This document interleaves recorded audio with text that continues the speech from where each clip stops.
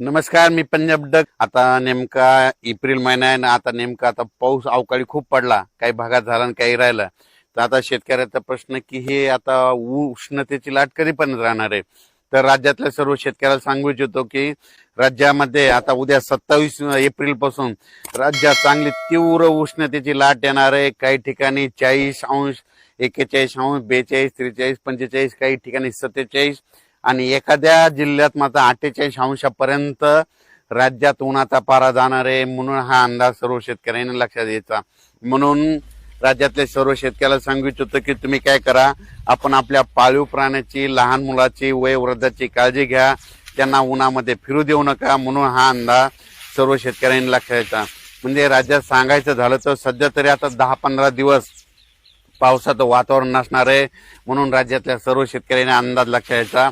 तीव्र उष्णतेची लाट पूर्व विदर्भ, पश्चिम विदर्भ, दक्षिण महाराष्ट्र, उत्तर महाराष्ट्र, कोकणपट्टी, खानदेश या सगळीकडं चांगली उष्णतेची लाट राहणार आहे. म्हणून हा अंदाज लक्षात घ्यायचा.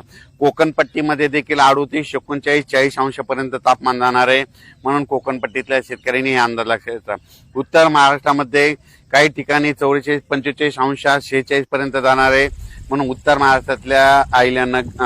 महाराष्ट्रातल्या नाशिक जिल्हा, नंदुरबार जिल्हा, धुळे जिल्हा, जळगाव जिल्हा त्या शेतकऱ्यांनी हा अंदाज लक्षात घ्यायचा. कारण की तिकडे देखील 25, 46°पर्यंत पारा जाणार आहे. म्हणून हे देखील अंदाज लक्षात घ्यायचा. त्याच्यानंतर मराठवाड्यामध्ये परभणी जिल्हा, लातूर जिल्हा, बीड जिल्हा, जालना जिल्हा, संभाजीनगर, हिंगोली जिल्हा, धाराशिव जिल्हा, लातूर जिल्हा त्या सर्व शेतकऱ्यांना सांगू इच्छितो की मराठवाड्यामध्ये देखील उन्हाचा पारा वाढत जाणार आहे. काही ठिकाणी 45°पर्यंत जाणार आहे. म्हणून हे अंदाज लक्षात घ्यायचा. आणि मराठवाड्यात देखील नांदेड जिल्ह्यात देखील एका दिवस समजा 47पर्यंत पारा जाईल. म्हणून हे देखील मराठवाड्यातल्या शेतकऱ्यांनी अंदाज लक्षात घ्यायचा आणि स्वतःची काळजी घ्यायची. त्याच्यानंतर पूर्व विदर्भ आणि पश्चिम विदर्भ 6-5-11 जिल्ह्यामध्ये वर्धा जिल्हा, नागपूर, भंडारा, गोंदिया, चंद्रपूर, यवतमाळ, त्याच्यानंतर अमरावती, अकोला, बुलढाणा, वाशिम त्या सर्व यवतमाळ जिल्हा त्या सर्व शेतकऱ्याला सांगू इच्छितो की तुमच्या पूर्व आणि पश्चिम विदर्भात देखील चांगला उन्हाचा पारा वाढत जाणार आहे. काही काही ठिकाणी 47°पर्यंत नोंद जाईल आणि एका जिल्ह्यामध्ये 48°पर्यंत पारा जाईल. म्हणून हा अंदाज देखील शेतकऱ्यांनी लक्षात द्यायचा.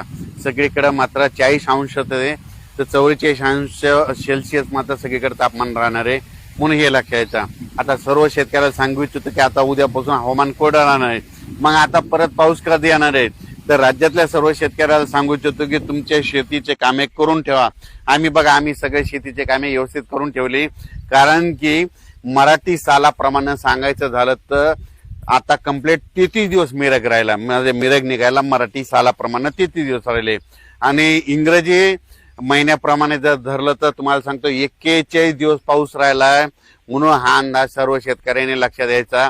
म्हणजे इंग्रजी महिन्याप्रमाणे 41 दिवस पाऊस राहिला ते हे एक लक्षात द्यायचं. आणि मराठी आखिदी झाल्याच्या नंतर कंप्लीट 40 दिवसाला मिरग निघतो. म्हणून हे देखील सर्व शेतकऱ्यांनी लक्षात घ्यायचं. आणि राज्यात तुम्हाला सांगू इच्छितो मे मध्ये मग मान्सून दस्तक कधी देणार आहे तुम्हाला सांगू इच्छितो 15 मे ते 20 मेच्या दरम्यान अंदमान बेटावर मान्सून दस्तक देणार आहे. म्हणून हा अंदाज खास करून मराठवाड्यातल्या संपूर्ण महाराष्ट्र असो, कर्नाटक असो, मध्य प्रदेश आणि जे काही राज्य त्या जिल्ह्यातल्या सर्व शेतकऱ्याला सांगू इच्छितो की तुम्हाला सांगू इच्छितो की मान्सून अंदमान बेटावर 15 मे ते 20 मेच्या दरम्यान दस्तक देणार आहे. म्हणून हा अंदाज लक्षात घ्यायचा. कारण की एकंदरीत अभ्यास केल्याच्या नंतर तुम्हाला सांगू इच्छितो की 15 मे ते 20 मेच्या दरम्यान कधीही मान्सून अंदमान बेटावर दस्तक देतो तिथं दाखल होऊ शकणार आहे. म्हणून हा अंदाज लक्षात घ्यायचा. आणि आपण आपल्या शेतीची मात्र कामे करून घ्या. पावसाचं काम करीत असतो म्हणून आपण आपल्या शेतीचे कामे करून घ्या. सगळ्यात महत्वाचं आपण शेत रेडी करून ठेवणं गरजेचं आहे. पाऊस यायचं तेव्हा येईल, पण सगळ्यात महत्वाचं ते. त्याच्यानंतर काय झालं की बऱ्याच शेतकऱ्याचे असे फोन आलेत यावर्षी एल निनो पाऊस यावर्षी कमी पडणार आहे. तर मला सांगू इच्छितो एल निनो असो या नसो, दरवर्षी आपल्या भारतामध्ये मान्सून येणार तर येणार, येतो तर येतो. हे सर्वप्रथम लक्षात घ्यायचं. तर तुम्हाला सांगतो एल निनो बद्दल एक छोट सविस्तर सांगतो.